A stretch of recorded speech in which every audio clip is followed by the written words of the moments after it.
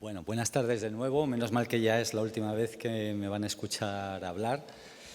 Y además tengo una tarea muy difícil porque cuando uno tiene la ocasión de poder escuchar a nuestra invitada de honor, a Rosa María Calaf, lo que menos ganas tiene es de escuchar a alguien que la presente. Pero bueno, yo creo que le voy a dedicar unas poquitas palabras.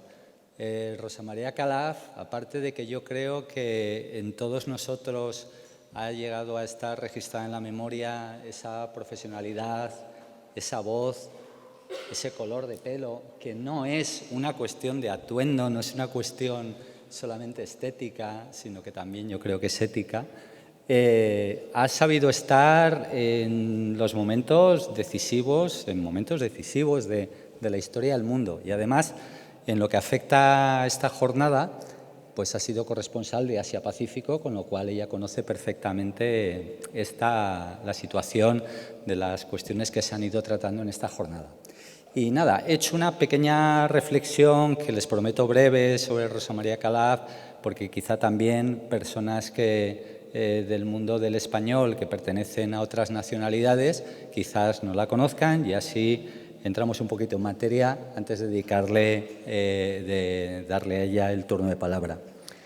Cuando era pequeña, Rosa María Calaf quería ser exploradora.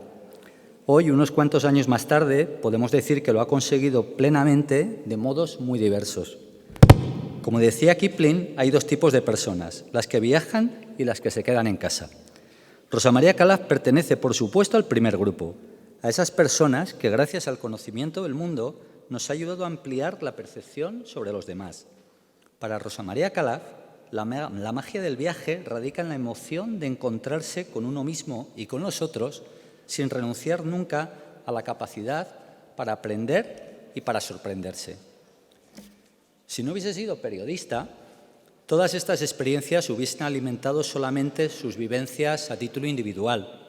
Sin embargo, gracias a su profesión, Calaf nos ha enseñado a aprender de lo diferente, a conocer para comprender.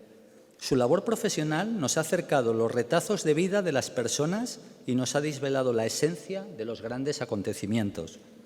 Siguiendo la máxima de que el silencio es de plomo y la palabra es de oro, nos ha ido desgranando lo que ocurre de manera sencilla, con humanidad y cercanía. Como reportera ha permanecido alejada de la vanidad y del protagonismo, consciente de que un buen informador tiene que ser un testigo al servicio de la comunidad, un puente entre realidades y personas. En un mundo apasionante, Rosa María Calaf nos ha regalado una información veraz, pero contada de forma apasionada. Ha sido la primera mujer en España que, micrófono en mano, ejerció como reportera de calle. Y también fue de las primeras mujeres en ocupar puestos en el ámbito de la información internacional y las corresponsalías de televisión, un territorio periodístico que inicialmente parecía exclusivamente masculino. No tuvo que ser nada fácil ser pionera en esta y otras muchas maneras de visibilizar a las mujeres y otorgarles el valor que les corresponde. De este modo, Rosa María Calaf abrió el camino para otras mujeres, aunque lo que ella deseaba con todas sus fuerzas es que los tiempos en los que se diga «fue la primera mujer que» solamente queden como una anécdota lejana, vestigios de un triste pasado, por más que la actualidad nos confirme que tenemos que estar atentos a esa lucha, por ejemplo, con las campeonas del mundo. Rosa María Calaf mantiene una visión lúcida del oficio de informar y comunicar. En un mundo en el que se confunde a menudo el contenido con la herramienta tecnológica, piensa que estar informados no puede ser sinónimo de estar entretenidos, que la verdad puede ser incómoda y no siempre se puede explicar en unos pocos caracteres a través de las redes sociales. El oficio de comunicar es mucho más que eso y, desde luego, es una tarea necesaria mucho más profunda. El mundo de la información está adelgazando peligrosamente. Se seleccionan las noticias con criterios superficiales. Cada vez la extensión de las mismas es más breve. Se busca el espectáculo y el sensacionalismo más que el fondo y las causas profundas. Este es el panorama con el que se enfrentan hoy los comunicadores y contra el que tienen que luchar. Rosa María Calaf, en las antípodas del pesimismo, piensa que hemos de ir siempre hacia adelante que tenemos que impedir que una vez pasado el siglo XX como siglo de una utopía, del progreso y del crecimiento social, pasemos en el siglo XXI a un siglo de nostalgia. Rosa María Calaf está siempre pensando en el próximo lugar, con las maletas siempre a punto. De hecho, hace muy poquito ha recorrido más de 6.000 kilómetros en coche por Arabia Saudí, en julio. Creo que le faltan muy pocos países del mundo por visitar. Si los datos que ya tengo actualizados no me engañan, creo que son 12, ¿no, Rosa? Ella afirma que, en cierto modo, su vida es un sueño cumplido. Quizás sea cierto, pero no tenemos que olvidar que esa realización de su proyecto vital y profesional ha sido fruto de muchos años de autoexigencia y de lucha. Al parecer, un día le dijo Jesús Hermida a Rosa María Calaf, fíjense que dos grandes comunicadores: Rosa, tu próxima corresponsalía tendría que estar en la Luna. Si se diese la posibilidad, no dudamos de que ella prepararía gozosa sus maletas para emprender esa aventura. Les dejo con Rosa María Calaf.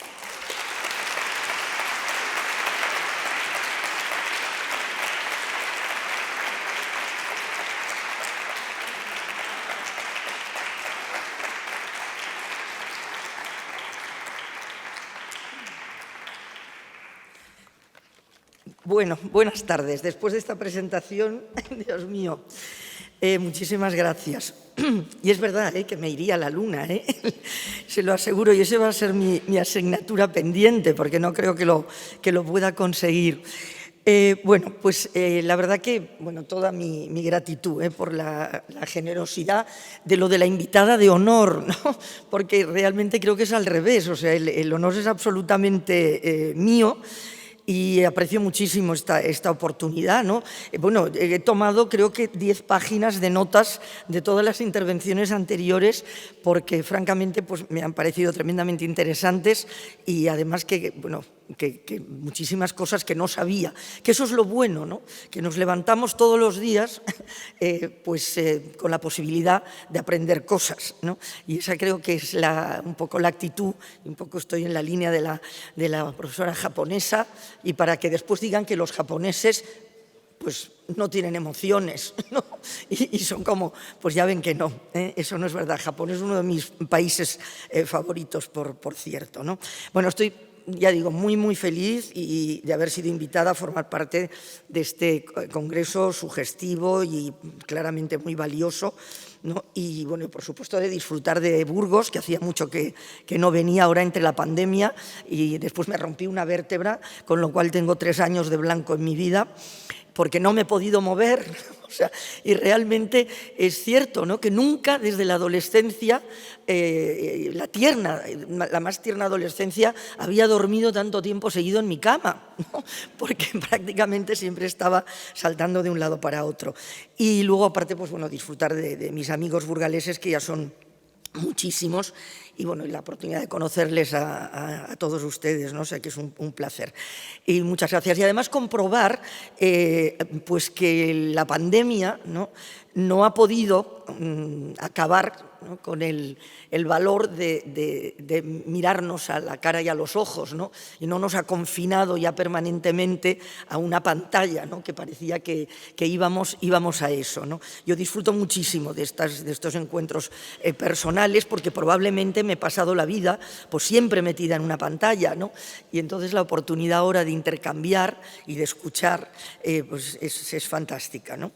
Cuando Raúl me propuso esta participación, pues la verdad es que yo le dije, ¿no? Digo, pero ¿yo qué pinto, ¿no? en este congreso? Y me azoré bastante, ante la parte de comunicar en español, ¿no? Porque, bueno, el azoramiento venía claramente de que informar en español, pues es obvio que requiere las mismas pautas y requiere pues las prácticas similares, el mismo compromiso, el semejante cuidado, ¿no? Necesidad de cuidado del uso del lenguaje que informar en cualquier otra lengua, ¿no? y realmente, pues obviamente también plantea prácticamente las mismas dificultades que tienes cuando encaras culturas diferentes sobre las que tienes que hablar, ¿no? Y que tienes que contar a los demás qué es lo que estás viendo y tratar de proporcionar, ¿no?, las claves necesarias, ¿no? Obviamente, en un caso de unas culturas, pues es más difícil que en otras, porque hay unas más cercanas, obviamente, y otras más lejanas, ¿no? Pero bueno, mi amigo Urbina salió al quite, me aclaró que, bueno, que se esperaba que hablase un poco del panorama informativo, ¿no?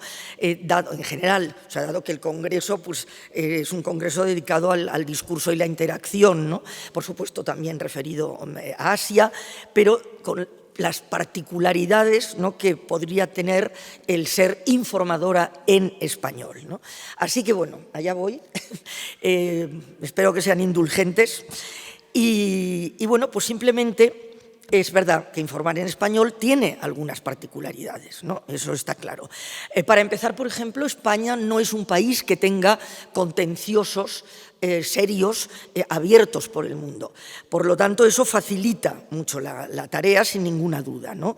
Porque, bueno, pues hay países, obviamente, pues que son mucho más activos en la escena internacional, para bien y para mal, y evidentemente, pues sus corresponsales y sus enviados especiales, pues tienen muchísimos más problemas a la hora de moverse, ¿no?, en las distintas realidades de otros países, ¿no?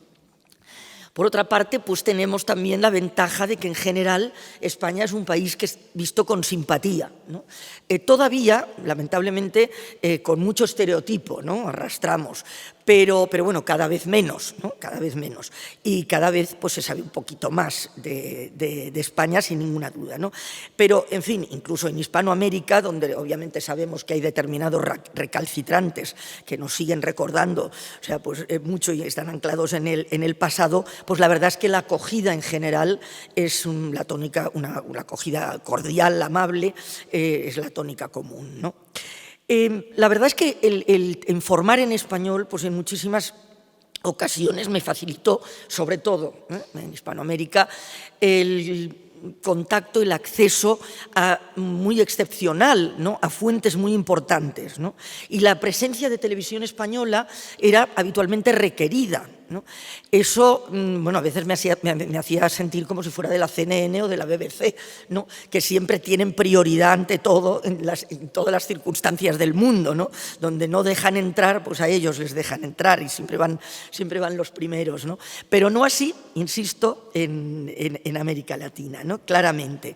Así que no eran nada extrañas las invitaciones, por ejemplo, políticas, empresariales de alto nivel, ¿no?, que me proporcionaban evidentemente pues una posibilidad del off the record, es decir, y del conocer, pues, determinadas circunstancias que de otra manera, pues, hubieran sido imposibles, ¿no? Está claro que eso te obliga también a un esfuerzo de mayor equilibrio para separar lo personal de lo profesional, ¿no? Y hay que estar permanentemente trazando líneas rojas, ¿no? Cuando te llama, pues, el jefe de gabinete del presidente argentino y quiere que cuentes algo o que no cuentes algo, ¿no? Y te dice, pero creíamos que eras nuestra amiga, ¿no?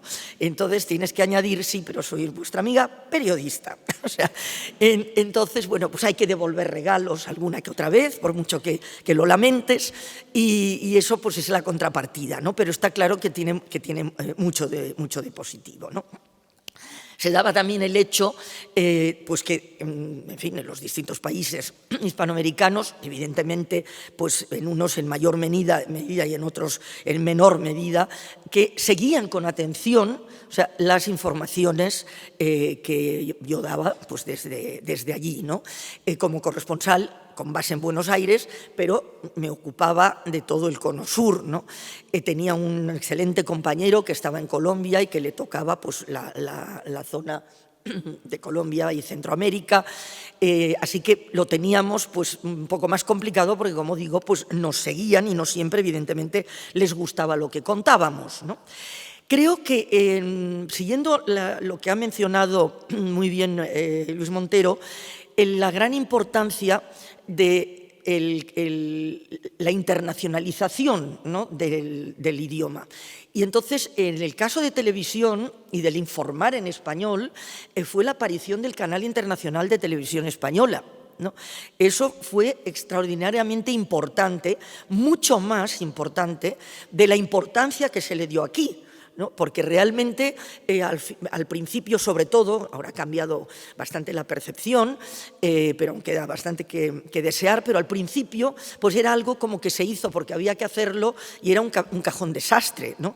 Se dedicaba, no tenía prácticamente presupuesto, y hubo, al principio era cuando yo estaba en Argentina, precisamente, pues que en lugar de valorarlo como lo que era la gran posibilidad de consolidar, ¿no?, esa comunidad, ¿no?, hispanohablante y al mismo tiempo, ¿no?, dar la oportunidad de tener otra mirada sobre el mundo, es decir, el que no todo lo que llega a los distintos países es con una mirada anglosajona, ¿no?, porque culturalmente somos distintos y los intereses también son distintos. Por tanto, esa posibilidad de ver el mundo con otros ojos, ¿no? Siempre se dice que lamentablemente la información viene del norte, porque llega a través de fundamentalmente dos agencias, y las dos agencias pues evidentemente son norteamericanas y una tercera francesa, pero que han sido las grandes agencias que han configurado, ¿no?, la percepción del mundo. Luego ha ido cambiando y afortunadamente pues han aparecido otras, pero sigue siendo bastante así, ¿no? Entonces, el hecho de tener un canal en español, o sea, ya digo, que transmitiera, ¿no?, esa distinta forma de ver el mundo era extraordinariamente importante. Como corresponsal en el área, ya digo, mis intervenciones eran seguidas y por tanto tenían muchas veces consecuencias que me complicaban bastante la vida, ¿no? Porque normalmente los canales, por ejemplo, locales, ¿no?, de televisión, radios, incluso la prensa, ¿no?, utilizaba esas informaciones que yo enviaba sobre sus países o sobre pues, países vecinos en clave local, ¿no? Y eso, pues ya digo, a veces era, bueno, pues planteaba una serie de inconvenientes y te complicaba bastante la vida. Es decir, que realmente informar en español no solo es informar para España y no solo es informar a los españoles, ¿no?, sino que es informar a una comunidad muchísimo mayor, ¿no?, y a la que se han ido sumando, ya digo, no solo los hispanohablantes con el canal internacional, sino pues tantísimos otros países. Japón, por ejemplo, efectivamente es importantísimo, en Filipinas es importantísimo el canal internacional, y me rebotaban, comentaba hace un momento a nivel anecdótico, que cada vez que se cambiaba el horario de alguna de las telenovelas que emitía Televisión Española por el canal internacional, me llegaban un montón de correos y muchísimas cartas de Filipinas protestando porque habían quitado la telenovela, ¿no? Y entonces tenía que contestar explicando que había cambios de horario, etcétera, etcétera, ¿no? O sea que ha cambiado mucho, porque eso hace, además, que esas informaciones, insisto, que tú haces allí para los españoles, pues realmente es oída en otras realidades. Y, por ejemplo, en la India me creó muchos problemas con todo el tema del control de sexo, es decir, de los feticidios femeninos, porque muchos médicos que primero me hablaban, después no me querían hablar, porque les había rebotado pues, la embajada, la crónica, o directamente, o sea, pues personas que hablaban español y que efectivamente habían escuchado esas crónicas. Es decir, que esa interacción es extraordinariamente positiva, ¿no?, en la línea de la internacionalización y de la multiculturalidad, etcétera, de la que hablábamos antes, y de la apertura de vidas y prácticas distintas de las que hablaba la profesora Indrani hace un momento, que totalmente de acuerdo con usted de que ojalá volvieran los años 70, pero no quiero decirlo para no caer en lo que le decía, que he dicho alguna vez, de que nos olvidemos de la utopía y pasemos directamente a la nostalgia, ¿no? Bueno, entonces, dicho esto, pues claramente trabajar en una lengua, ¿no?, que te entienden en la calle, de los sitios donde estás trabajando, ¿no? Pues te abre muchísimas puertas, te atrae muchísimas simpatías, ¿no? Y sobre todo tiene también otra clave importantísima, y es que no necesitas traductores, ¿no? No quiero decir, yo sé que aquí seguro que hay muchísimas personas que, bueno, pues obviamente la traducción es clave, ¿no? Y una buena traducción es valiosísima. Pero, ¿qué ocurre? Que evidentemente la traducción, precisamente por ese valor que tiene, no cumple un papel meramente transmisor o instrumental, ¿no? Sino que es tan importante, o sea, como el verbo original, ¿no? Entonces, para mí siempre ha sido una de mis grandes angustias el estar en tantísimos lugares donde obviamente no hablaba la lengua y tenía que valerme de una lengua interpuesta, como podía ser el inglés, el francés, o el italiano, o el portugués, el ruso, etcétera, que hablas, pero hablas mejor o peor, ¿no? Pero que no es tu lengua, que la posibilidad de hablar con una lengua en la que te entiendes y entiendes todo. ¿Qué quiero decir? Tenía angustia porque, claro, la traducción no solo es una buena traducción desde el punto de vista gramatical, sintáctico, etcétera, ¿no? Y tiene que haber una pericia, ¿no? Pero aunque haya esa pericia, en determinados lugares, para los periodistas sobre todo, la traducción tiene que incluir los silencios y tiene que incluir los tonos, ¿no? O sea, y tiene que incluir el poner el oído, ¿no?, en todo lo que está ocurriendo alrededor. O sea, porque a mí no me vale solo lo que me está diciendo esa persona con la que estoy hablando en ese momento, sino que están diciendo los que están alrededor. Todo eso en un lugar donde entiendes bien la lengua, pues no tienes ninguna angustia, ¿no? ¿Qué pasa también con muchos traductores en muchos de los países en los que he tenido que trabajar? Que ya no es un problema de pericia o de que se capte esa necesidad, ya digo, periodística de una traducción que incluye mucho más que la simple traducción, sino que además hay la posibilidad del engaño en la traducción, el engaño voluntario y del miedo, ¿no? ¿Por qué? Bueno, pues por ejemplo en China era muy frecuente que evidentemente los traductores que te ponían, si no podías llevar un traductor o una traductora, yo he tenido siempre traductoras, bueno, pues a las que había que proteger, o sea, porque realmente ellas sí podían tener consecuencias por traducir algo que ellas simplemente traducían, ¿no? Pero entonces, ¿qué ocurría? Que en muchos lugares tienes el temor de que no te están traduciendo lo que estás preguntando, ni te están traduciendo lo que te están contestando, ¿no? Por miedo. En Irán, por ejemplo, en Pakistán, en lugares de fundamentalismos de todo tipo, no únicamente religiosos, en Japón, ojo, en Japón con el fundamentalismo nacionalista, machista, etcétera, ¿no? Tienes que tener el cuidado de pensar que estás exponiendo a tu traductora o a tu traductor, ¿no?, a que haya una represalia contra ella y a que realmente, evidentemente, no te esté traduciendo lo que dicen. Ya digo, en unos casos por convicción propia, en otras por puro miedo, ¿no? Entonces, el hecho, ya digo, de poder informar en español, desde un sitio donde te entienden el español, gracias, yo luego lo cojo. Bueno, no me puedo agachar con lo de la vértebra, pero bueno, gracias. Entonces, es una ventaja extraordinaria, ¿no? También el que te entiendan en la calle, la propia gente que te está escuchando, pues también, ya digo, tiene una gran parte de positivo porque, bueno, pues provoca normalmente, ¿no?, esa apreciación y esa empatía, pero también puede provocar lo contrario, ¿no?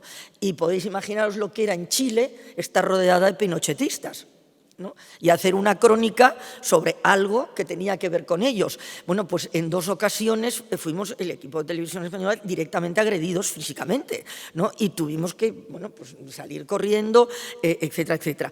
En Argentina, por ejemplo, pues sufrimos amenazas, ¿no?, bueno, pues de determinados sectores extremistas, ¿no? Así que eso pues está ahí. Y esas son particularidades claras, ¿no?, de lo que es pues, la información en español.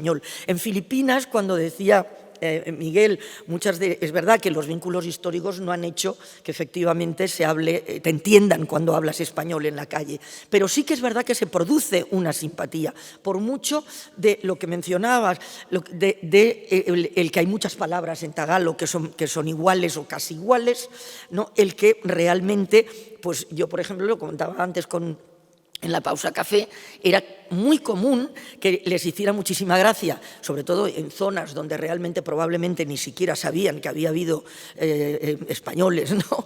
En Filipinas, que cuando les decía mi nombre se iluminaba y decía, ¡uy, qué bien! Rosa, un nombre filipino, ¿no? Entonces, bueno, pues eso está ahí, ¿no? Y claramente, pues, o sea, es un activo sin ninguna duda, ¿no? El interés y el conocimiento por España, ¿no? Como mencionabas, ¿no? Naturalmente, pues varía mucho según las áreas geográficas y según el papel, ¿no?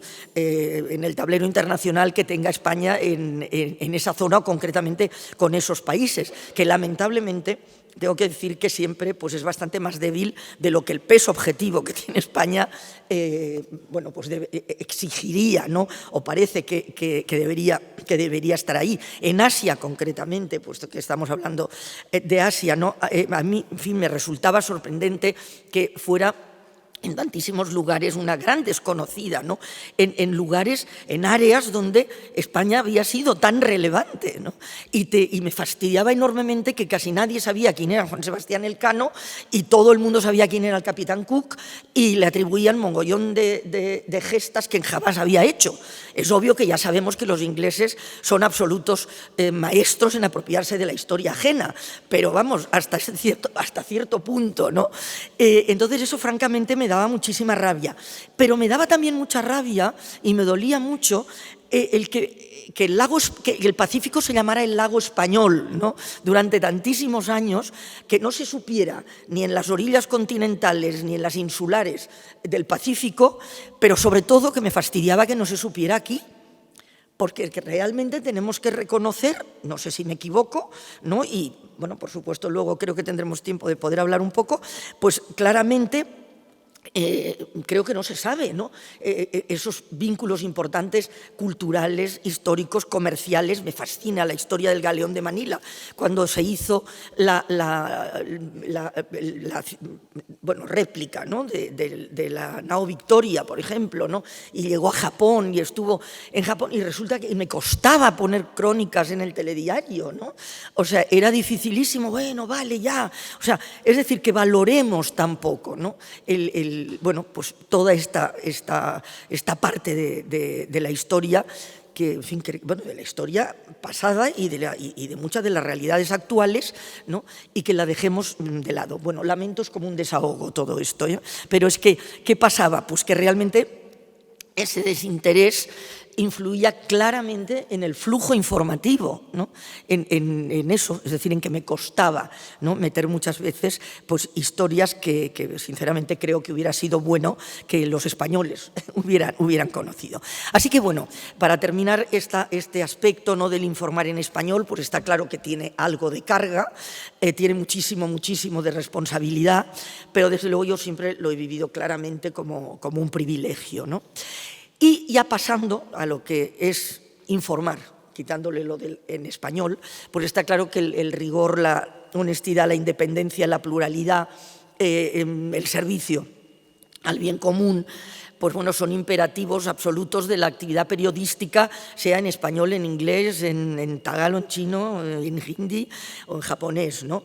Es decir, que si hay diferencias sustanciales, que las hay, evidentemente, en las diversas labores informativas, ¿no? Que he ido viendo y que obviamente existen en el mundo, pues no vienen marcadas por la lengua, ¿no? Sino que vienen marcadas por la tradición y la calidad democrática del entorno en donde se desarrolla esta labor informativa, ¿no? Así que en mayor o menor medida, y más burda o más sofisticadamente, ¿no? Pues esa tarea tan esencial, ¿no? Para la construcción y para la consolidación de un Estado de Derecho que defienda, ¿no? Libertades y valores, pues sufre presiones enfrenta retos, padece males estructurales en todas partes y claramente en todas las lenguas, ¿no? El periodismo, el ejercicio del periodismo nunca ha sido fácil y tampoco lo ha sido ahora, ¿no? Puede que vaya a sonar un poco negativa, pero de todas maneras véanlo como una alerta sobre todo, ¿no? Y aunque yo no puedo nunca olvidar a Saramago, al que tuve el enorme honor y placer de conocer un poco antes de su fallecimiento en su fundación en Lisboa, y hablando del periodismo me dijo: oh, es que a mí me acusan siempre de que soy muy pesimista. Y añadió: pero claro, ¿tú no crees que el periodismo está pésimo? Entonces realmente creo que coincido absolutamente con él, ¿no? Pero de todas maneras, pues permitidme que puntualice, ¿no?, antes de seguir adelante. No, siempre ha habido buen y mal periodismo, ¿eh? Antes no todo fue mejor, ni ahora todo es peor. O sea, no es cierto, porque nunca han faltado voluntades de interferencia, nunca han faltado voluntades de manipulación, ni han faltado medios y periodistas que han sucumbido a intereses absolutamente ajenos a la vocación periodística, ¿no? Lo que sucede es que ahora, en la actualidad, se invierte mucho en el mal periodismo, ¿eh? Y realmente se disemina con, bueno, mayor eficacia, la cosa es así, que nunca, la mentira, ¿no? Realmente lo que no hay que hacer se hace mucho mejor que nunca.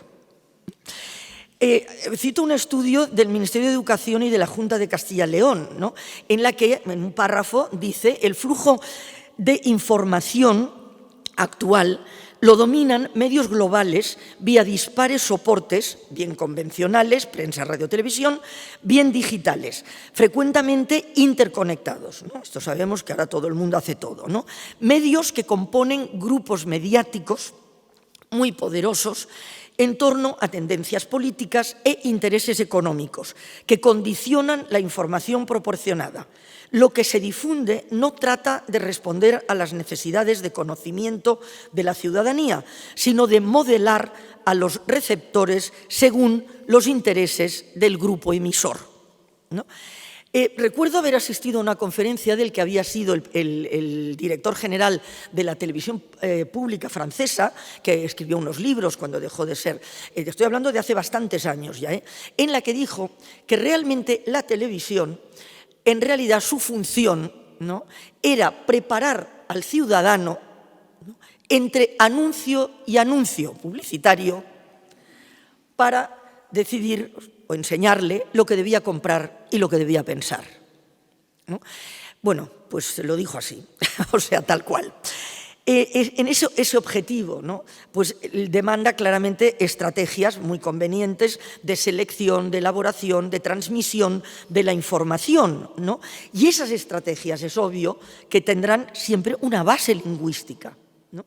Y eso entra en lo que decíamos al principio del por qué hablar de todo esto en este congreso, ¿no? En contextos ideológicos determinados, pues, ¿no?, los textos reflejan no solo ese contexto ideológico, sino que son absolutamente esenciales para crearlo. Y eso no debemos olvidarlo nunca, es algo que hay que estar advirtiéndolo continuamente, ¿no? Y a mí me gusta mucho parafrasear aquí a Miguel Hernández en un poema que voy a decir solo una frase. Dice algo así como: yo digo lo que he visto, y lo que he visto es que al hombre lo acallan con cuentos, ¿no?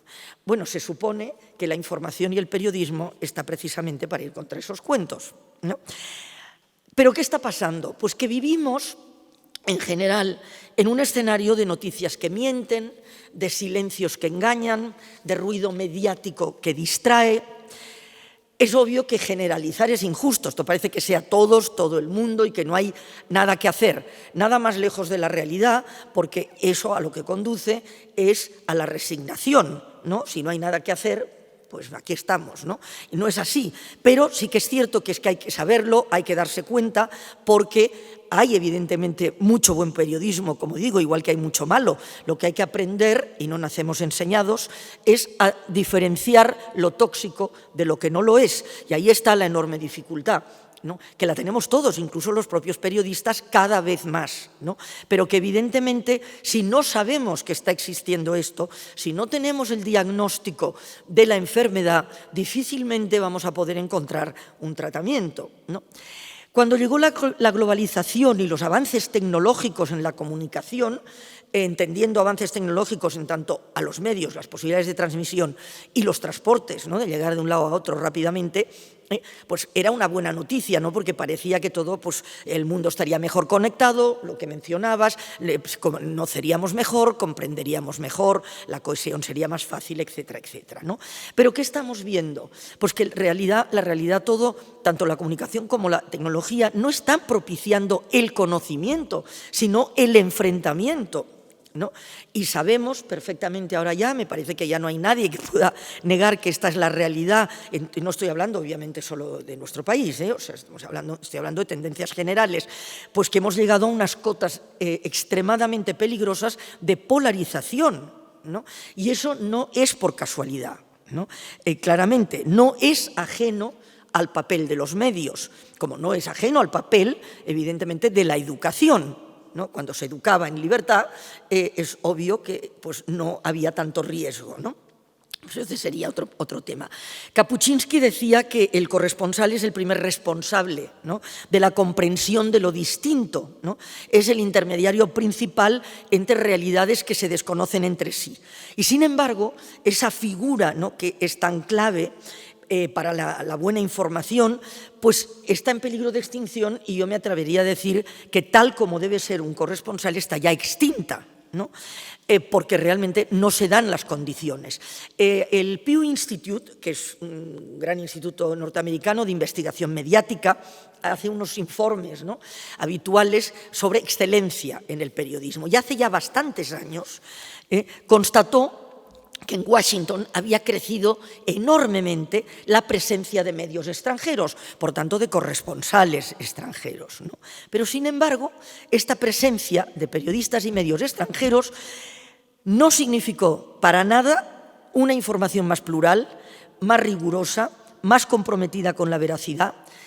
Y no solo esto, curiosamente, salían muchísimas menos exclusivas que antes. ¿Cómo se explica eso? Bueno, pues que parece que ahora el periodismo consiste en estar presente, ¿no? Más que en ver, observar, investigar, comprobar, saber, contar. Es decir, es más bien un simulacro de periodismo. Es aquello de que todos hemos oído mil veces. Nuestro equipo ha logrado llegar y está transmitiendo desde... Bueno, él ha logrado llegar es porque hay unos medios de transporte, como decía hace un momento, que han mejorado muchísimo. Él ha logrado transmitir desde un sitio complicadísimo es porque hay unos medios de transmisión que han mejorado. Bueno, en fin, yo empecé en cine, así que os podéis imaginar, ¿no? Con las latitas bajo el brazo que había que revelar en mitad del desierto del Sáhara, ¿no? Entonces, realmente, muy rápidamente ha mejorado todo esto. Esto está muy bien, pero la cuestión no es que haya logrado llegar y que haya logrado transmitir, es que sabe lo que pasa, me va a contar qué está pasando, o lo único que importa es que haya llegado hasta ahí, ¿no? Es decir, cuando te hacen hacer un directo, porque la tecnología te permite transmitir desde cualquier lugar, cuando bajas del avión, significa que sabes lo mismo que cuando subiste. O sea, que ¿para qué has ido? ¿No? Entonces, esto es algo que la ciudadanía debe saber, ¿no? Cómo se hace la información, ¿no? A medida que aumenta la promiscuidad, ¿no? Entre el poder político, el poder económico y el poder mediático, que obviamente deberían estar completamente separados porque deben estar controlándose los unos a los otros en todo caso, ¿no? Pues la información crítica, ¿no? E independiente pues se diluye, ¿no? Se crea una agenda informativa, ¿no? En base a lo que impacta, o sea, no a lo que importa, ¿no? Y estamos construyendo unas sociedades en base no a la opinión pública, ¿no? Sino a la emoción pública, ¿no? Todo esto es algo que también debemos saber, ¿no? Hay una triste ironía, ¿no? Porque hemos identificado lo global como el hecho dominante del mundo actual, ¿no? Y es cierto. Pero yo, una de las primeras secciones que vi que empezaba a recortarse, ¿no?, con esto de la globalización, era precisamente la de internacional, ¿no?, lo cual claramente es una paradoja, ¿no? En los telediarios que se emiten en España, por ejemplo, pues yo nunca conseguí meter ni una crónica sobre las elecciones en la India, que es, en principio, la democracia más grande del mundo, ¿no? En principio. Entonces, eso hay que contarlo, ¿no? Evidentemente. Bueno, entonces, eso es una práctica habitual de que cada vez se van seleccionando, ¿no?, las menos noticias de internacional, ¿no? Contarla, se ha dicho aquí también, antes he referido a la importancia de enseñar idiomas y de conocer otros idiomas. En este mundo globalizado, precisamente, contar la diversidad es absolutamente necesario para entenderlo, ¿no?, porque si no va a ser absolutamente imposible, ¿no? Sin embargo, pues lo que se está haciendo es cerrar las corresponsalías, como digo, reducir el personal o realmente convertir a los corresponsales pues, en unas personas que tienen que salir 5 veces al día, ¿no?, en directo. Y entonces tú te preguntas, y esa era una pregunta que yo he hecho como corresponsal y otros compañeros obviamente también a las centrales, ¿cuándo me entero de qué está pasando? Si permanentemente tengo que estar entrando en directo, ¿no? Yo recuerdo cuando estaba en la Unión Soviética, cuando Gorbachov empezó con su perestroika, glasnost, etcétera, que posiblemente algunos pues, recordáis, los más jóvenes no, pero sabéis de qué hablo. Entonces, él dijo que se iba a poder viajar por la Unión Soviética y la Unión Soviética se iba a normalizar como cualquier país europeo, que se iba a poder visitar sin ni problemas de entrar, etcétera, que se iba a poder recorrer en coche, podría haber turismo, etcétera. Entonces, el corresponsal, el compañero de la agencia EFE y yo dijimos, bueno, pues vamos a comprobar si eso es verdad. Y propusimos a nuestras respectivas empresas irnos a Berlín, comprar un coche de tercera mano e intentar volver en coche hasta Moscú, ¿no? Por supuesto, en mi caso, sin cámara, porque si yo iba rodando, eso complicaba mucho la situación y evidentemente allí seguro que no lo hubiera podido hacer, ¿no? Pero se trataba ¿de qué? De algo que es importantísimo en la información y el periodismo, comprobar, o sea, contrastar, o sea, lo que se está diciendo con lo que realmente ocurre, ¿no? Hicimos eso, en televisión me dijeron, ¿cuántos días? Entonces no había móviles, no había ninguna posibilidad de...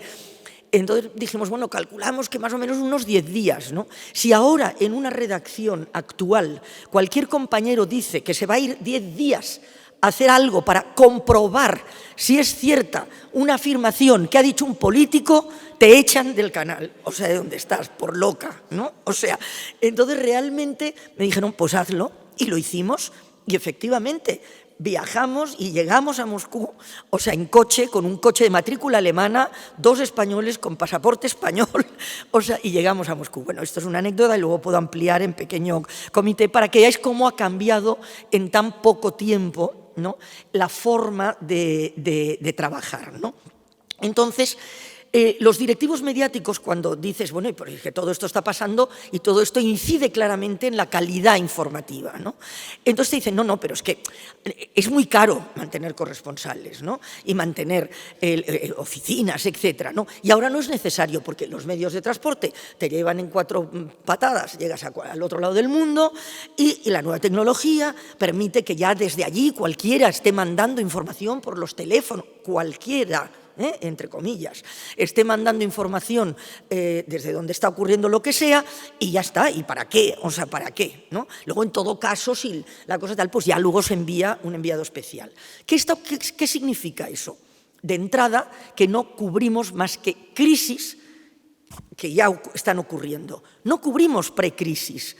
Si hubiéramos cubierto precrisis, en muchos casos, no se habrían convertido en crisis, probablemente. Tampoco cubrimos el seguimiento de estas crisis, con lo cual no aprendemos nada de la crisis que ha sucedido, porque no sabemos y el ciudadano cree que la crisis se ha resuelto, desaparece de la pantalla, pero no desaparece la crisis, o sea, la crisis sigue ahí y las personas, las víctimas siguen ahí, ¿no? Y eso no lo sabemos, porque ya nadie nos lo cuenta, ¿no? Es como si la crisis, el impacto de ese momento viene de la nada y va hacia la nada, ¿no? Eso es completamente absurdo y lo que hace es que efectivamente la ciudadanía no esté bien informada. Claramente los conflictos olvidados lo sabemos y los grandes temas que afectan a la humanidad no son nunca tratados y podemos hacer pues cualquier prueba. Nos sentamos delante de los telediarios, hacemos la prueba con varios y hacemos una listita de lo que se ha hablado, del tiempo que se le ha dado a cada cosa de la que se ha hablado. Y luego nos preguntamos si eso es lo más importante que ha ocurrido en el mundo y eso es lo que nos va a hacer que tengamos una opinión como ciudadanos sustentada en argumentos contrastados, reales, etcétera, que me van a permitir formarme una opinión con la que voy a tomar decisiones importantes que me afectan, obviamente, a mí y a la construcción social, ¿no? En todos los campos el análisis, el rigor, o sea, la ética, pues están cediendo ante la banalización, el culto a la inmediatez, ese error de creer que lo último es más importante que lo anterior.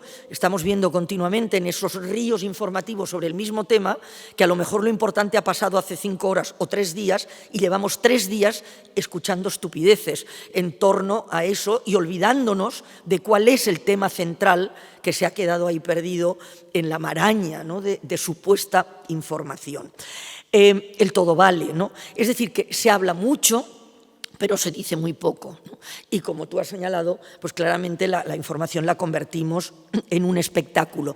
Es decir, los hechos no son relatados con rigor, sino que son poseídos, ¿no?, y usados a veces con un simple interés mercantilista, ¿no?, de hacer caja, o sea, con efecto publicitario, ¿no?, de vender productos, lo que el francés decía que era entre anuncio y anuncio de la Coca-Cola, pues eso. Pero lo más grave no es solo eso, sino que es lo mismo, que es vender ideas con las mismas técnicas de marketing con las que se nos venden los productos, ¿no? El que fue el director del Boston Globe y del Washington Post, Martin Baron, decía que los norteamericanos, decía él, no tienen ni idea de geopolítica, ideología, religiones, de lo que pasa en el mundo actual, y la prensa tiene una gran responsabilidad, ¿no? Bueno, esta afirmación pues, es válida para los Estados Unidos, evidentemente, y para tantos otros sitios, ¿no?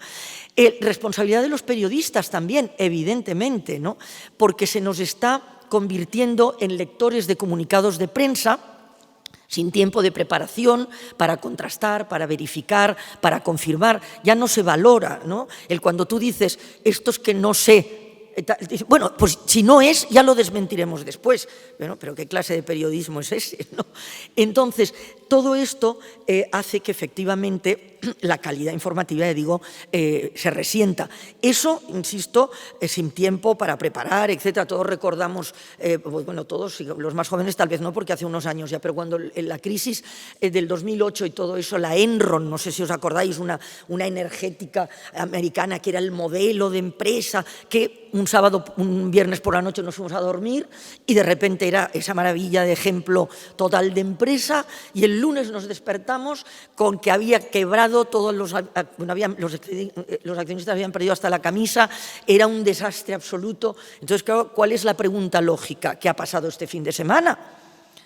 Y dices, no, este fin de semana no ha pasado nada. Viene pasando desde hace mucho tiempo, pero nadie nos lo ha contado, ¿no? Esa es la interpretación. Y muchas veces se nos quiere como palmeros, ¿no?, y como en comparsas en las ruedas de prensa sin preguntas, que bueno, pues todos hemos visto cómo está ocurriendo eso una y otra vez, ¿no? Y también cómo se aparta o se desacredita también incluso, ¿no?, a periodistas cuando precisamente ejercen mejor su labor, es decir, cuando están desvelando lo que se quiere invisible y cuando están contando lo que se quiere callado, ¿no? Y entonces, evidentemente, ahí esa persona se convierte inmediatamente en non grata. Eso significa que hay demasiadas empresas, instituciones dominantes, etcétera, que están alcanzando, ¿no?, una desproporcionadísima influencia a la hora de construir y a la hora de diseminar los mensajes informativos, ¿no? Y, por tanto, con esa forma de desinformar, lo que se está creando, obviamente, es un tipo de modelo social, como decía hace un momento, ¿no? Más basado en la emoción que en el conocimiento, ¿no?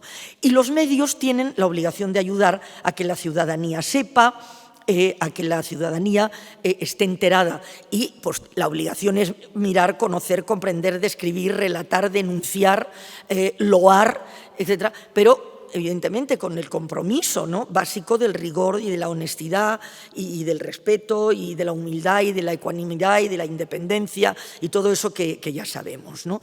Así que muy a menudo el ciudadano puede preguntarse, ¿no?, si la prensa está donde está la noticia o si no resulta que la noticia está donde está la prensa, ¿no? Lo cual evidentemente es una distorsión. Siempre hay que buscar lo que está en el mensaje como periodista y como ciudadano, ¿no?, y lo que no está en el mensaje, ¿no?, y lo que está detrás, y sobre todo, bueno, yo como hice Derecho antes que Periodismo, esta me gusta mucho porque creo que es la clave, y es el qui prodest, ¿no?, o sea, el a quién beneficia esto que me están contando de esta manera, ¿no? Y si realmente no beneficia al bien común, pues algo hay que debería hacernos sospechar, ¿no? Porque los medios influyen por lo que dicen, e influyen por lo que no dicen, e influyen por cómo lo dicen. Entonces, pensábamos que teníamos tiempo, pero creo que me voy a... bueno, voy a tratar de cortar, ¿eh?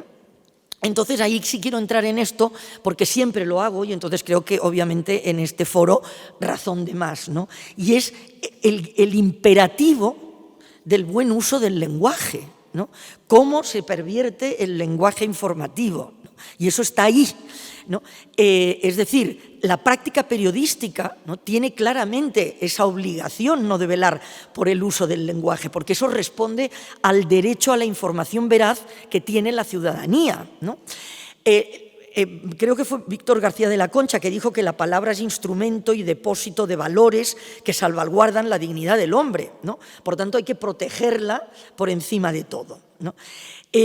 Bueno, lo que está ocurriendo es que de repente pues, se usa con muchísima ligereza, ¿no? Cuando yo recuerdo haber estado en una feria de armamento en París, en la que de pronto me veo ahí un mostrador, el típico puesto de venta, ¿no?, de estas, en las que se anunciaban balas eco-friendly, o sea, balas ecológicas, ¿no? Bueno, pues si eso no es un uso ligero del lenguaje, pues que me lo expliquen, ¿no? Así que se usan permanentemente, eso lo sabemos también, ¿no?, los eufemismos, ¿no? Porque los eufemismos, ¿qué hacen? Pues claramente anestesiar, ¿no?, cínica, grosera, perversamente la verdad, ¿no? Y se perfeccionan. Vemos que cada vez hay una mayor perfección, ¿no?, en este uso, y cada vez se extiende más, ¿no?, lo del políticamente correcto y esa amabilidad de las palabras, ¿no?, para que precisamente se manipulen las ideas, ¿no? Hay un libro estupendo de hace tiempo ya, de Frank Lunt, si a alguno le interesa, se llama Words That Work, palabras que funcionan, ¿no?, que define esto, la sutil elección de las palabras para que cumplan una función de forma inconsciente, ¿no? Bueno, evidentemente, el cambiar el sentido de las palabras pues es, claro, una forma de desinformar, ¿no? Cuando decimos impacto asimétrico de la crisis, que todos lo habréis oído, ¿qué queremos decir? Pues que afecta a los más pobres directamente, ¿no? Cuando hablamos de ajustes, medidas de ahorro, queremos decir recortes. Cuando se dice ponderación fiscal, quiere decir subida de impuestos. Cuando se dice reorganización de los servicios públicos, significa privatización. Cuando se habla de reforma laboral para crear empleo, significa abaratamiento del despido. Podría seguir así, racionalización de la red de oficinas significa cierre, la tasa de crecimiento negativo pues significa recesión y bueno, claramente pues aquello de la severa desaceleración económica, pues lo que significaba era una crisis de caballo, ¿no? Así que los ejemplos en la economía pues son múltiples y variados y muy bien elegidos. No digamos, pues imaginaos en la guerra, Deshumanizar lo humano, eso ya lo sabemos, ¿no? Para facilitar ¿qué? Pues el exterminio del otro, ¿no? El que fue el redactor jefe del mítico diario Slobodnie de Sarajevo, cuando la guerra de los Balcanes, resaltó posteriormente en un foro, ¿no? Cómo a los musulmanes se les empezó llamando fundamentalistas, después turcos, después moros y después ya acabaron siendo llamados cerdos, ¿no? Y cómo a los vietnamitos, eso lo recordaréis quizá algunos, se les llamaba cucarachas en las informaciones, ¿no? Humanizar lo inhumano. A la bomba que chupa oxígeno, pues queda mucho mejor llamarla que Daisy Cutter, que quiere decir cortador de margaritas, ¿no? O, por ejemplo, pues llamar a las bombas de Hiroshima y Nagasaki Fat Man, o sea, gordinflón, o Little Boy, ¿no? O sea, niñito, o sea, chiquito. Bueno, no voy a entrar en la relación de los medios y el conflicto armado y obviamente la decisiva contribución que tiene el uso del lenguaje para crear claramente un favorecimiento de una cultura de paz o obstaculizarla absolutamente, ¿no? Porque, bueno, esto sería cuestión de otro foro. Pero sí que es verdad que en las situaciones de conflicto armado, pues los bandos tienden a un especial esmero en decidir lo que hay que saber y lo que no, ¿no? Y bueno, por ejemplo, pues hay unos usos de palabras asépticas, ¿no? E interesadas por parte de todos los bandos, concretamente, pues bueno, los norteamericanos pues las tenemos más asequibles. Para liberarse de las convenciones firmadas, por ejemplo, Estados Unidos decidió que los detenidos en Guantánamo no eran prisioneros de guerra, sino que eran combatientes enemigos ilegales, ¿no? Los presos fantasma pues eran personas desaparecidas, ¿no? Como los eufemismos se desgastan, ¿no? Y se desprestigian, algunos, pues no sé si recordáis que los daños colaterales pasaron a convertirse en inevitables víctimas civiles, ¿no? Lo de inevitables, pues siempre uno se pregunta que si no les tiraran bombas probablemente no serían víctimas, ¿no? En realidad no somos los periodistas los que creamos los eufemismos generalmente, pero sí que somos los que los transmitimos. Y ahí es donde hay ese imperioso compromiso con las palabras que yo decía hace un momento, ¿no? Porque evidentemente pues parece que se nos quiera como el escriba sentado de Vázquez Montalbán, que decía que es reproductor de ideas y las palabras no le pertenecen. Bueno, pues no. O sea, hay que estar muy atento a qué no se dice, a qué se dice, a quién lo dice, por qué lo dice, cómo lo dice y qué es lo que quiere decir. Y eso es una labor de los periodistas, ¿no? O sea, es una responsabilidad extrema y sobre todo en casos, como digo, de conflicto. Por ejemplo, en que hay que escapar, y no siempre es fácil, del lenguaje de las fuentes, ¿no? De las palabras de la guerra al servicio de la guerra, ¿no? No sé si recordáis que Libia no era una guerra, era una respuesta militar a Gaddafi, ¿no? Bueno, y también hay que estar muy atentos a los sentidos contradictorios, es decir, por ejemplo, el Ministerio de Guerra en todas partes, cuando pasó a convertirse en Ministerio de Defensa, cuando realmente pues, no cambió para nada sus objetivos. Bueno, Orwell obviamente en 1984 va un poco más lejos y lo llama Ministerio de la Paz, ¿no? Pero llegaremos a eso, ¿eh? O sea que no creo que falte mucho. El Ministerio de Propaganda, por ejemplo, en China ya decidieron hace ahora unos pocos años, ¿no? Que bueno, pues iba a cambiar y se iba a llamar el Ministerio de la Publicidad, ¿no? Pero no ha dejado para nada su tarea doctrinaria y censora de los medios, ¿no? Así que las palabras que se usan buscan provocar una reacción emocional más allá de su significado, de proporcionar conocimiento y realmente lo que pretenden, cuando oímos esos eufemismos, ojo, porque lo que pretenden es adhesión, ¿no? Más que reflexión y, desde luego, afiliación más que debate. Y me voy a ir ya al final, bueno, diciendo que claramente la elección del léxico, ¿no? Va configurando una percepción de los hechos determinada y entonces cabe preguntarse, me parece a mí, por qué el vocabulario público no suscita preocupación en la gente, ¿no? Y por qué es raramente noticia, ¿no? Excepto cuando hay algún escándalo, o sea, muy particular, ¿no? Bueno, debería estar en ese debate público, como también debería estarlo la naturaleza y el grado del impacto real mediático, ¿no?, sobre nuestras percepciones de la realidad, ¿no?, y que, obviamente, influye claramente en nuestras decisiones. Los algoritmos, lo leemos continuamente, deciden por nosotros, ¿no? Pero ¿quién decide los algoritmos? O sea, esa es la pregunta, ¿no? Estamos ahora, paso rápidamente, pues frente a la inteligencia artificial y la velocidad, ¿no?, en la que está entrando y modificando los parámetros. Bueno, pues estamos actuando de una forma diligente, convenientemente, ¿no?, ante las oportunidades que ofrece claramente, pero también ante las amenazas, ¿no? Bueno, claramente tenemos que preguntarnos si queremos construir una sociedad de aplicaciones y consumidores, ¿no?, o si queremos construir una sociedad de ciudadanos y derechos, ¿no?, porque es obviamente muy distinto, ¿no?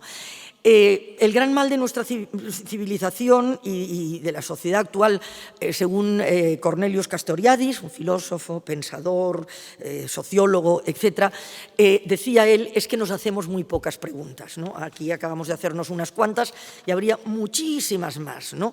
Y bueno, en fin, yo lo que tengo son muy pocas certezas, con lo cual estoy continuamente haciéndome muchas preguntas, ¿no? Entonces, los medios claramente tienen la obligación de plantear esas preguntas, es decir, de ayudar a plantear esas preguntas, y claramente deben contribuir, ayudar a responderlas, pues adentrándose en los silencios y exponiendo las falsedades, ¿no?, que nos rodean. Pero ¿qué ocurre? Que la sobrecarga de información o de supuesta información y esta incertidumbre tremenda, ¿no?, que han hecho ya que se instale, ¿no?, sobre la ciudadanía, sobre la solvencia de lo que estamos viendo, que nos podemos creer y que no, pues lo hace todo muchísimo más difícil, tanto para los informadores como claramente para los informados. Y bueno, para terminar, creo que precisamente el gran desafío es que seamos, ¿no?, capaces de distinguir, pues citando a Machado, pues las voces de los ecos, ¿no? Y creo que así estamos, y en esa estamos. Nada, muchas gracias, porque creo que he llegado a -4. Gracias.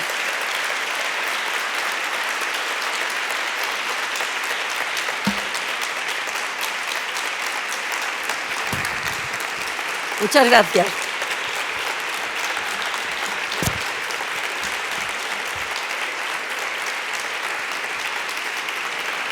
Gracias.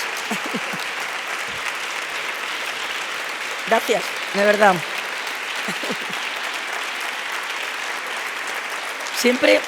Siempre digo que doy las gracias porque evidentemente pues estoy francamente agradecida y de que, bueno, pues no sé, de que haya parecido bien, digo, pero sobre todo de tener más del minuto 10 que tenía en el telediario, ¿no? ¿Funciona? Sí. Bueno, la verdad es que hemos tenido toda una lección de humanidad, de periodismo, una sacudida de conciencia que creo que nos va a hacer acabar de forma muy, muy, muy intensa. Estamos casi fuera de tiempo, pero Rosa ha accedido a contestar alguna pregunta. Entonces, si os parece, limitamos a 2 intervenciones. Si alguien tiene alguna pregunta para Rosa María Calaf. Sí, bueno, y voy a ir compartiendo. Hechos que parecía que me iba a sobrar tiempo. Pero generalmente me cuesta que me sobre tiempo cuando tengo un micro. Bueno, en primer lugar, muchísimas gracias por abrirnos los ojos y quería, además de introducir un pequeño comentario y luego pedirte consejo acerca de lo que es el pensamiento crítico y lo que has tratado a lo largo de la ponencia. Creo que una de las cosas más bonitas de nuestra profesión es que nos permite tener acceso a otras culturas, pero claro, y no solo tener acceso a esas culturas, sino a través de nuestra propia lengua materna o de una lengua con la que nos sentimos a gusto. Entonces, para ello necesitamos también seleccionar fuentes y tener acceso a fuentes para contribuir con esa diversidad y abrir más nuestra mente como profesores. Por eso quería pedirle consejo acerca de estrategias para poder leer con mucho más criterio, saber seleccionar fuentes y también saber transmitírselo a nuestros alumnos. Muchas gracias. No, gracias a ti. Claramente esa es la gran pregunta, ¿no? Porque es evidente que en este marasmo, ¿no?, de supuesta información, esa gran cantidad que a priori, ¿no?, pues parece que efectivamente tenemos acceso a todo, tener acceso a todo, si no sabemos cómo tenemos ese acceso, es como no tener acceso a nada, ¿no? Y entonces, y al contrario, sirve para ese engaño de creernos informados cuando lo que realmente estamos entretenidos, que tú mencionabas también, ¿no? Porque efectivamente pues no nos da tiempo, ¿no? Estamos en esa avalancha. Entonces hay que hacerse una dieta de medios, como aquel que se hace una dieta alimenticia, ¿no? O sea, porque evidentemente no es fácil. O sea, yo no te puedo, a ver, te puedo decir, evidentemente, pero no te voy a revelar nada, que hay medios más fiables unos que otros, ¿no? Pero pensar que los medios en este momento, sea cual sea, los medios convencionales, estoy diciendo, sean periódicos, sean radios, sean televisiones, son libres y realmente, pues no, lo que pasa es que unos, bueno, pues son más responsables que otros y obviamente puedes fiarte más de unos que de otros, pero tienes que leer varios, porque claramente los intereses económicos realmente en ese momento, más que los políticos, están fagocitando, ¿no? O sea, esa libertad, ¿no?, de expresión. Y lo que hay que aprender es que, como decía al principio, ¿no?, o sea, siempre ha habido interés de manipular, ¿no? Y siempre ha habido mentiras en la prensa y siempre ha habido intención pues que hubiera cosas que no se contaran, etcétera, etcétera. Pero realmente el objetivo último no era ese, o sea, es decir, que no era tener ventas de periódicos o audiencia de televisión a costa de lo que fuera, ¿no? O sea, entonces lo que ahora ha cambiado es que esos parámetros, bueno, pues tienen que ver, que entran mucho en la ecuación, ¿no? O sea, bueno, pues de la audiencia, en fin, de la repercusión económica, etcétera, etcétera, ¿no?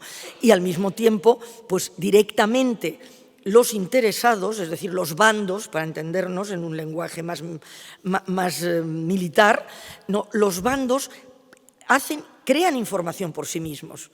O sea que se está pasando y saltando ese filtro profesional, digamos, del periodista.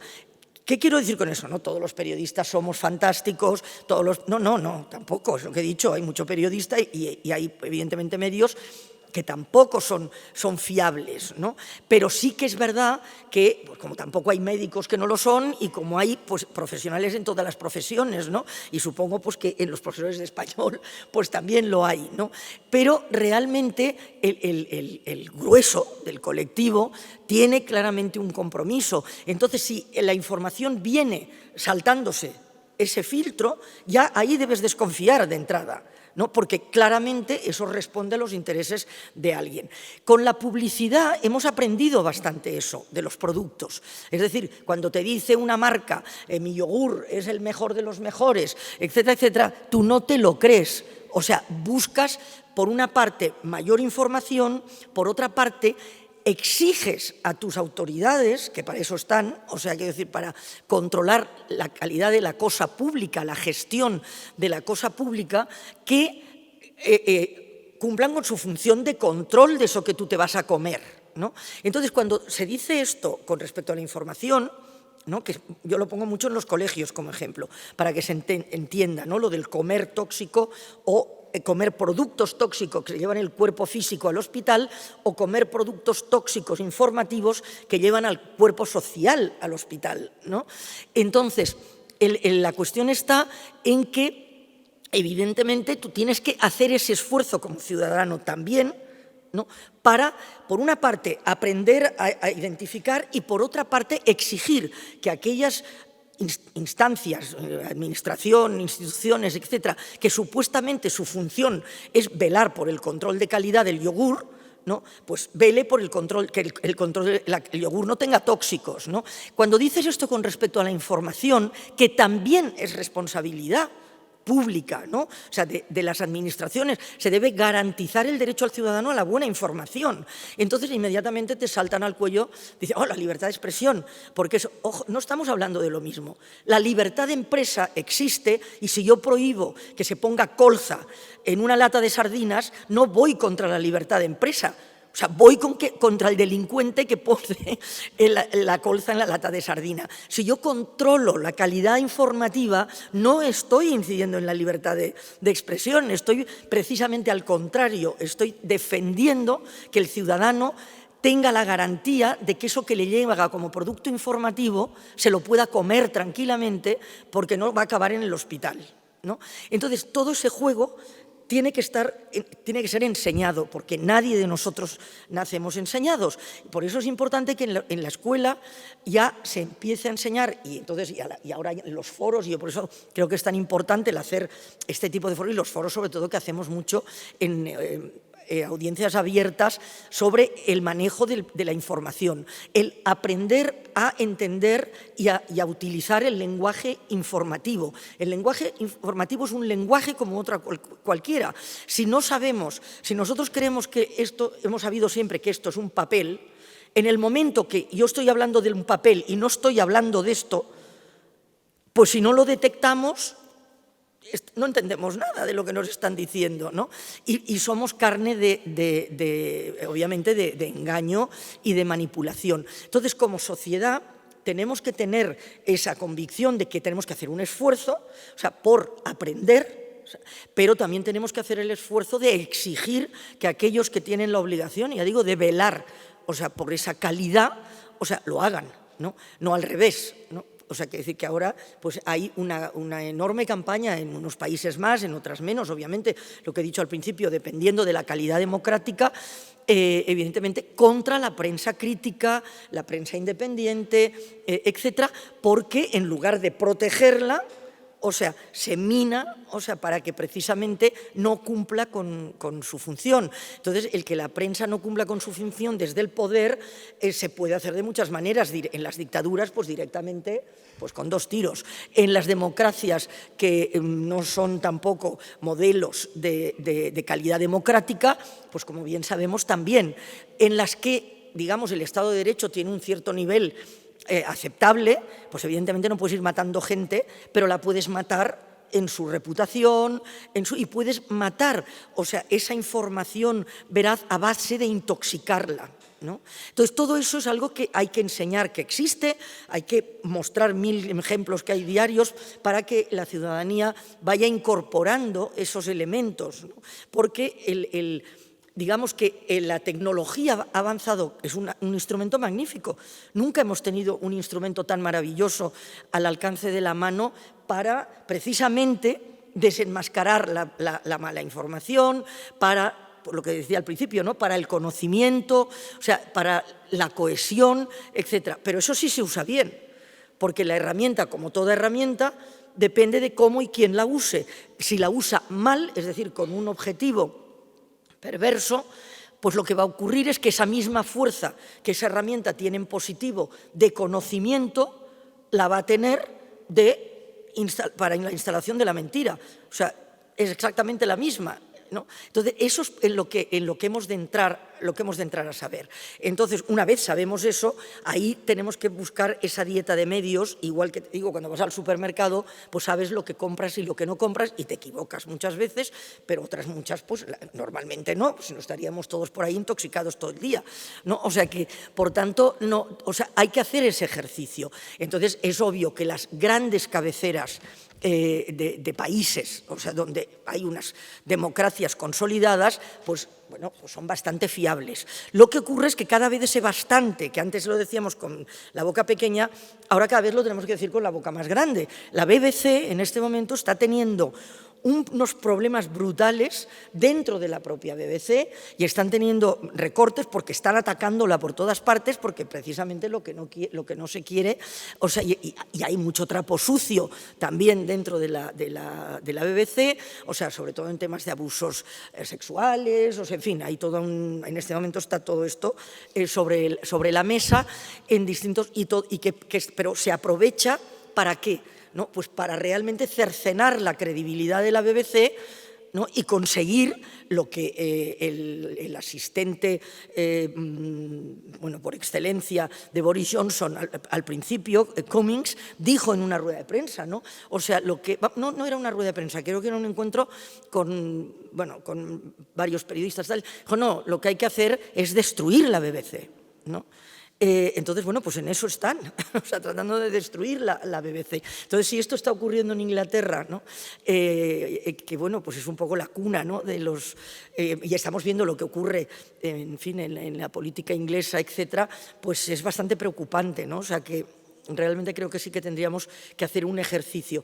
Entonces, yo lo que te recomiendo es eso, ir a buscar cabeceras, ir a buscar en la red, porque desde luego en la red está todo lo peor, pero está todo lo mejor, ¿no? Sobre todo esos foros y esos medios que son independientes realmente, porque no están pagados por nadie ni por ningún tipo de intereses. Normalmente están pagados por las suscripciones, etcétera, ¿no? Y entonces, bueno, pues ahí pues tienes una garantía de que por lo menos la gente que trabaja ahí puede equivocarse, evidentemente, pero desde luego no lo va a hacer con mala fe, ¿no? O sea, que lo va a hacer intentando, bueno, pues responder a lo que es su obligación, ¿no? Y su objetivo como informador. Bueno, ya me alarga muchísimo. Pues vamos a dar paso a la última pregunta. Voy a quedar muy mal porque voy a aprovechar para hacer un pequeño anuncio, porque si no, a ver, después de Rosa, a ver quién me escucha a mí, para dar una instrucción de carácter práctico. Ya sabéis que mañana nos trasladamos de sede, vamos a tener 2 sedes, y les pido por favor que a las 9 de forma muy puntual estén en la inauguración del Congreso por parte de las autoridades en el Paraninfo de la Universidad, en el Hospital del Rey, que tienen en el plano bien ubicado. Hecho ya el anuncio, sí que les pido necesaria brevedad porque estamos ya fuera de tiempo. Si hay alguien que quiere hacer... tengo que ser yo, no ellos. Si alguien quiere hacer una última pregunta. Sí, perdón. Sino hacer un agradecimiento, señora. Hace 28 años que vivo fuera de Argentina y cuando abrieron la televisión española fue el único medio que teníamos para escuchar español en Israel. Y gracias a usted podíamos escuchar y disfrutar del español y entender lo que pasaba en Argentina y en otros lugares, así que se lo agradezco por los años que nos acompañó. Gracias. No era el tiempo de ahora que tenemos muchas plataformas y además que su material, su forma de hablar nos ayudó en muchas clases, en clases de conversación para trabajar la competencia crítica, tener una visión diferente. Por supuesto que todos comentaban el color de su pelo, eso se lo tengo que decir. Pero bueno, muchísimas gracias por todo. Las mujeres no escapamos a eso, o sea... Eso es tremendo. Solamente eso, señora. Muchas gracias. Pues muchísimas gracias, porque además Argentina, claramente, para mí siempre dije que era mi segundo país, y fue fantástica la estancia en Argentina y tengo, ya digo, grandísimos amigos allá. He vuelto, por supuesto, después, ellos han venido aquí, o sea que tengo una relación emocional muy importante con Argentina, o sea que le agradezco muy especialmente. ¿Y ha aprendido a tomar mate, señora? Que me diga esto. ¿Toma mate o no toma mate? Tomo mate, pero poquito, no me gusta mucho. Entonces, gracias. Ahí fallo. Creo que no me darán el pasaporte, me parece, ¿no? Pero todo lo demás me gusta mucho. Bueno, no como carne tampoco. Ahí tenemos otro problema. Gracias. Muchísimas gracias, Rosa, y un fuerte aplauso para ella.